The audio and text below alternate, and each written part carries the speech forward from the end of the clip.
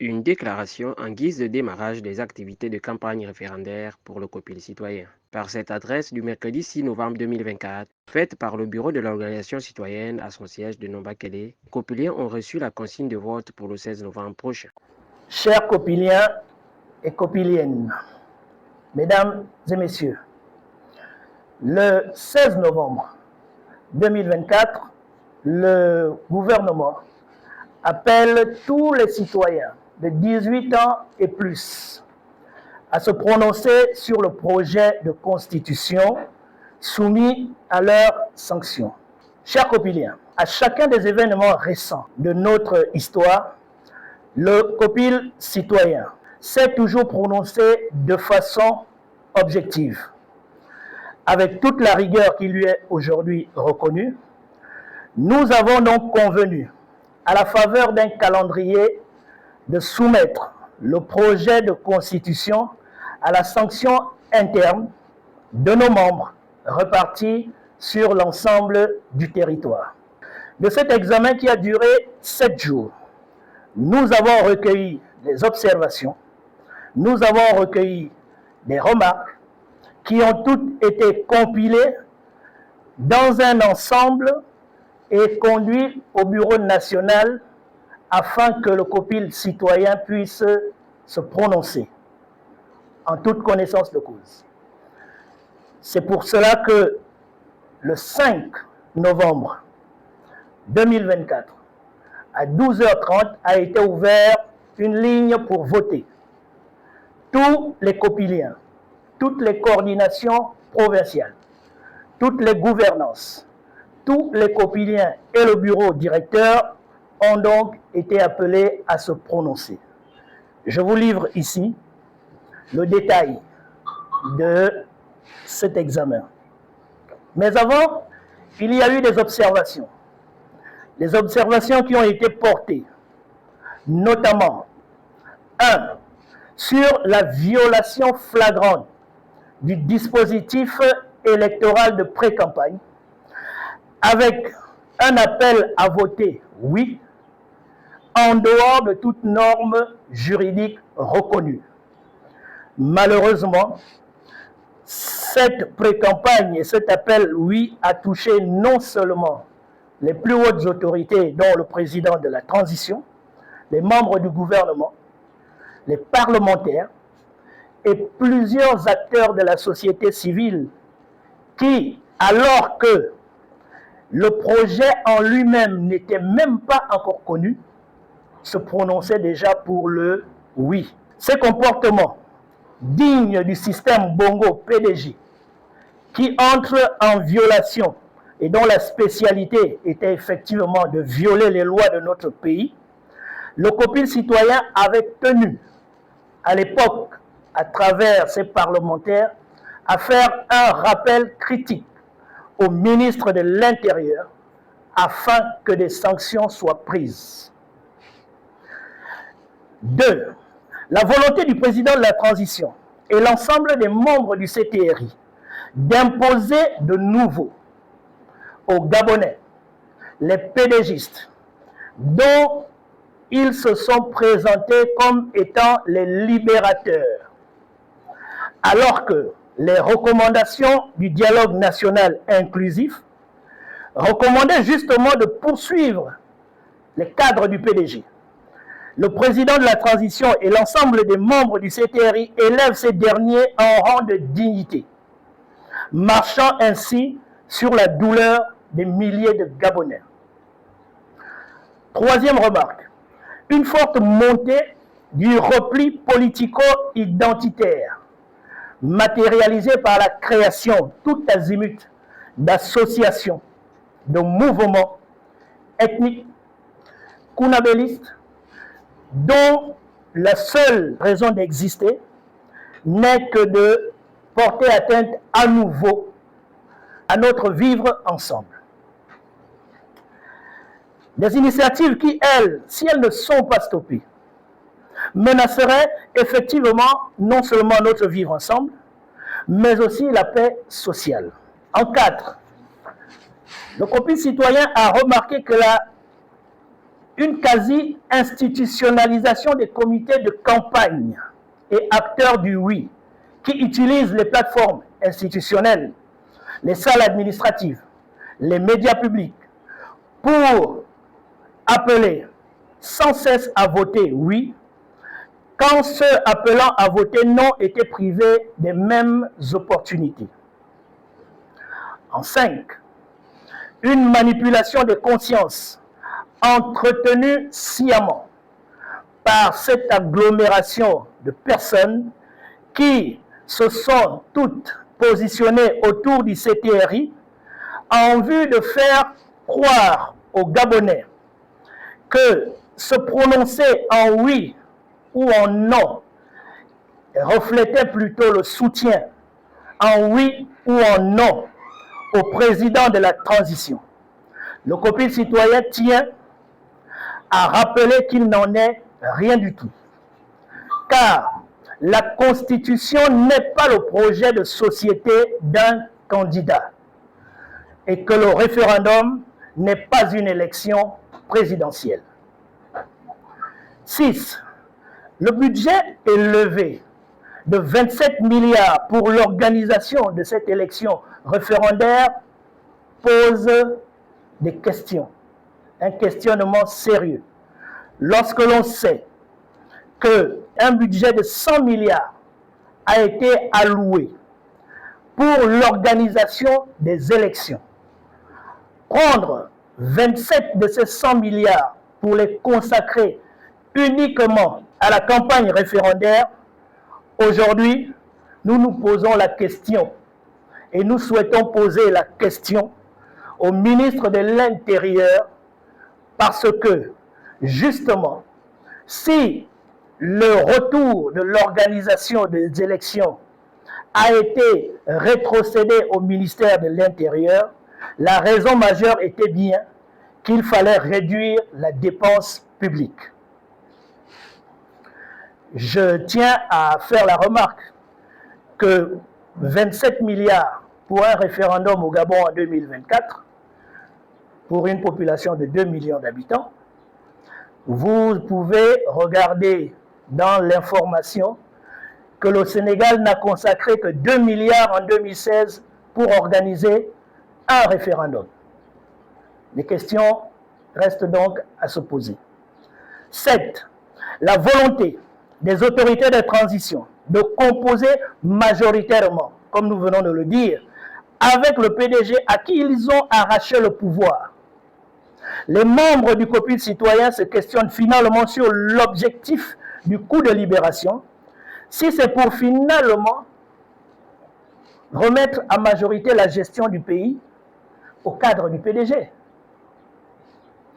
Si voter la Constitution consistait à voter l'environnement actuel de la transition, les membres du COPIL citoyen auraient sans hésiter rejeté ce projet et tout autre projet soumis par les autorités de la transition sans même l'examiner.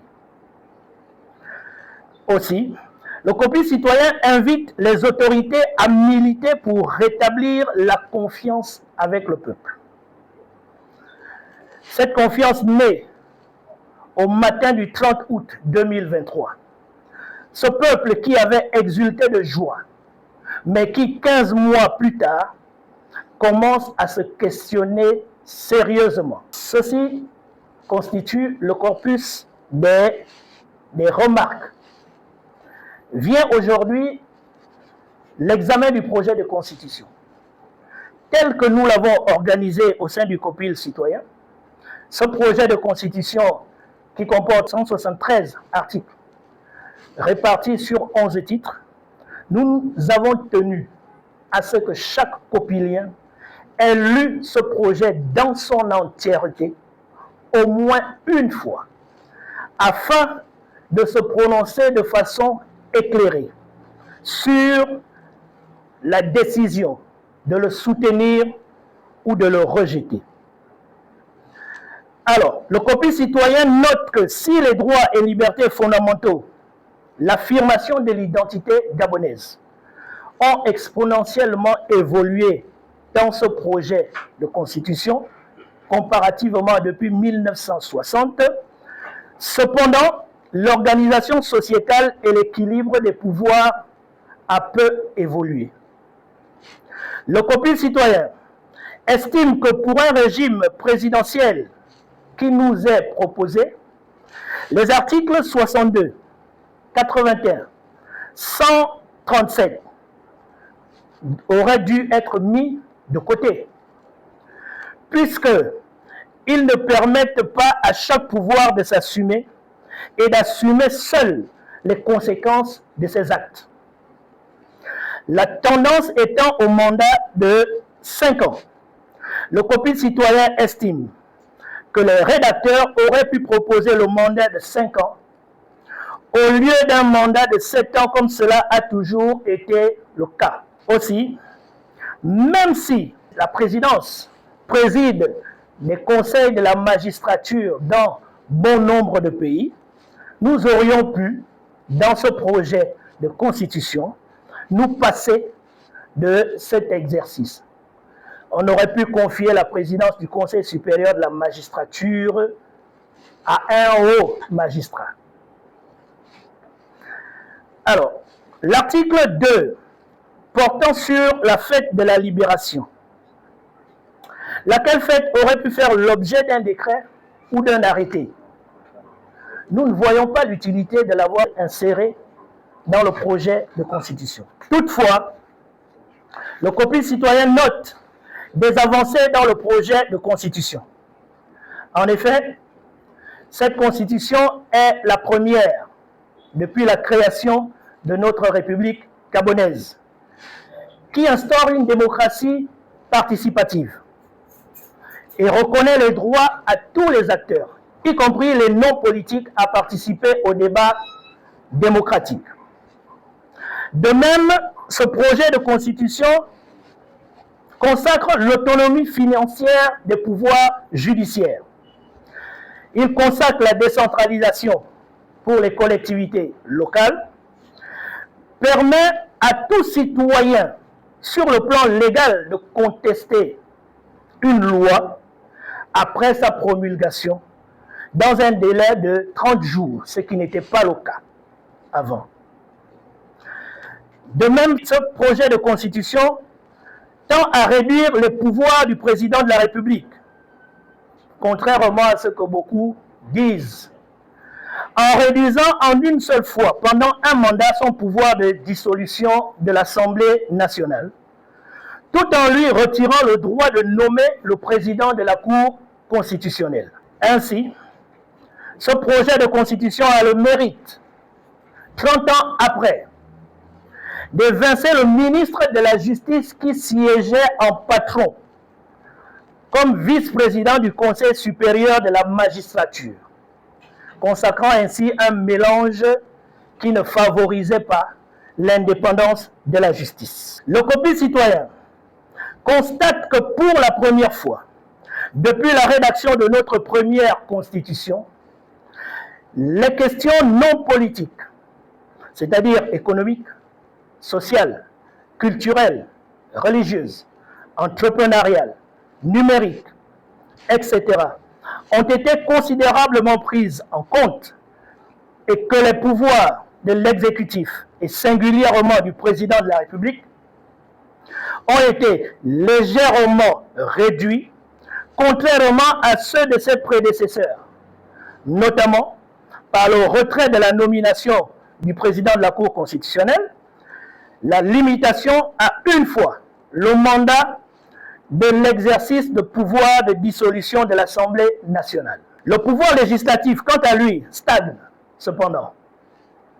La possibilité de dissolution de l'Assemblée nationale qui demeure une perte de la motion de censure et obtention de l'autonomie totale du parlementaire par l'impossibilité désormais de perdre son mandat du fait d'exclusion de son parti ou de la démission de ce dernier.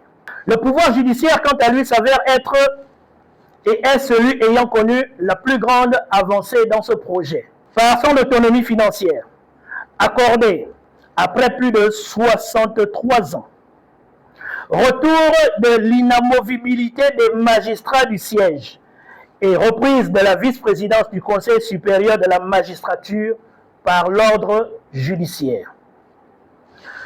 Convaincu qu'aucune constitution n'est parfaite, que les acquis énumérés sont plus importants aujourd'hui, depuis 63 ans, de l'indépendance et que les limites observées peuvent être corrigées par les prochains parlementaires élus, à condition que le peuple s'engage à y envoyer des parlementaires compatriotes, souhaitant voir cette transition se terminer au plus tôt, de certaines pratiques du système Bongo-PDG qui se pérennisent en période de transition, ne souhaitant nullement prendre la responsabilité de dépenser à nouveau plus de 30 milliards en cas de rejet et donc de possibilité de remettre sur les rails un nouveau référendum, le COPIL citoyen, à la faveur d'un vote transparent des membres de son bureau, de tous ces sympathisants qui ont été invités au collège électoral, s'est prononcé. Je tiens à vous faire remarquer que la décision du COPIL citoyen est basée sur le fait que la Constitution, dans ses 173 articles, consacre des intangibilités et des possibilités d'amendement par des lois organiques. Nous nous sommes donc appesantis sur ce qui pouvait être changé et ce qui peut faire avancer le pays. En cela, nous ne prenons pas la posture absolue qui veut dire qu'il faut jeter le bébé avec l'eau du bain. Nous regardons avec responsabilité ce projet. Nous voyons clairement les opportunités qui lui sont affectées afin que le peuple, lorsque viendra le moment, à travers ses députés élus, puisse changer ce qui nous dérange.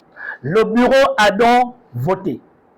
Les résultats de ce vote sont ceux que je vais vous communiquer. À 62,5%, le collège électoral convoqué par le COPIL citoyen s'est prononcé pour le oui pour pouvoir soutenir ce projet de constitution tel qu'il nous est présenté, le oui, non pas pour accompagner les pédégistes et leurs alliés dans leur mouvement, parce que notre oui n'est pas le leur. Le COPIL citoyen invite donc ses membres à battre campagne de façon digne, en évitant de s'affilier aux perfides trompeurs du système Bongo, PDG et alliés, car nous ne nourrissons pas les mêmes motivations pour le oui.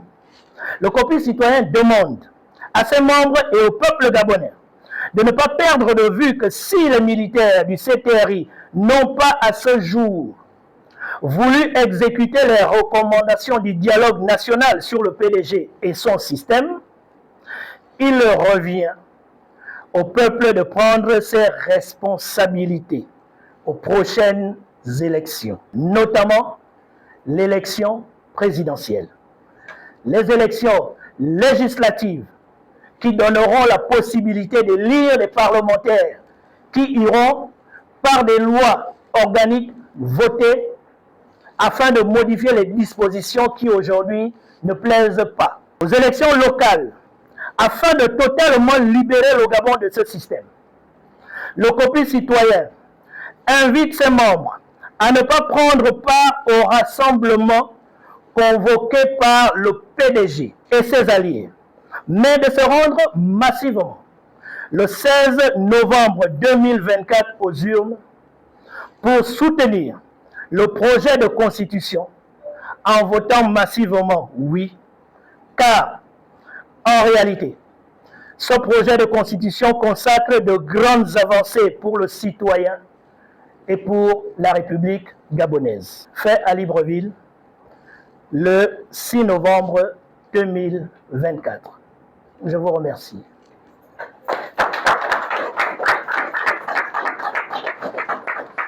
La quintessence de cette déclaration atteste que le choix du oui, soutenu par le copil citoyen, est exclusivement motivé par le retour rapide à l'ordre constitutionnel.